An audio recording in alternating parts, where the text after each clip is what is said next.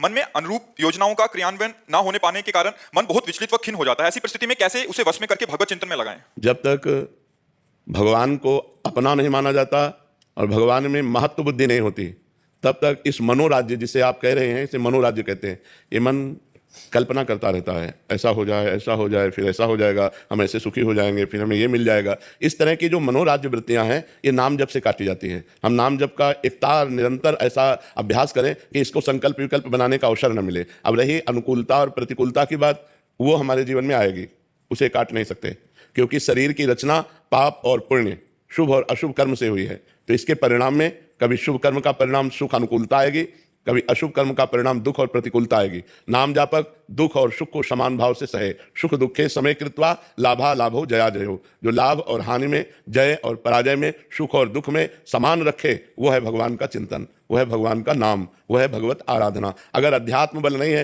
तो सारा संसार सुख दुख में पिस रहा है। कभी सुख है तो नाच रहा है, कभी दुख है तो बैठे रो रहा है। लेकिन एक आध्यात्मिक व्यक्ति के जीवन को देखा जाए, वो सुख में फूलेगा नहीं और दुख में भूलेगा नहीं। सच्चिदानंद भगवान का आश्रय लेकर वो दुख को भी रौंदते हुए चला जाएगा। तो बिना भगवान के आश्रय के, बिना भगवान के भजन के ये मनोराज्य नहीं नष्ट होगा और सुख दुख में समानता नहीं आएगी। और बिना समानता आए, हमें अगर सुख भी है सांसारिक और हमारा मन निगेटिव सोच वाला है, तो बेमतलब वो दुख पैदा करता रहेगा। और अगर सांसारिक सुख की कमी भी है, हमारा मन पॉजिटिव है, तो बहुत आनंद मिलेगा। तो मन को पॉजिटिव बनाने के लिए हमें भगवान का आश्रय और भगवान का भजन अत्यंत आवश्यक है। इसके बिना हम दुखों से निवृत्त नहीं हो सकते। सुखों की समस्या का तो हल है कि सुख आया तो थोड़ा सा प्रसन्न हो गए, हर्षित हो गए, लेकिन दुख की समस्या का निदान नहीं होगा। भजन दुख को मिटाएगा, भजन दुख सहने की सामर्थ्य प्रदान करेगा और सदा सदा के लिए दुख को अंत कर देगा। आत्यंतिक सुख की प्राप्ति हो जाएगी। भगवान का नाम मंगल भवन है, दसों दिशाओं में आनंद प्रदान करने वाला है। नाम जपत मंगल दिश दशहु, दसों दिशाओं में मंगल होगा यदि भगवान का नाम निरंतर जपा जाए और भगवान का आश्रय लिया जाए। दूसरा कोई उपाय नहीं है,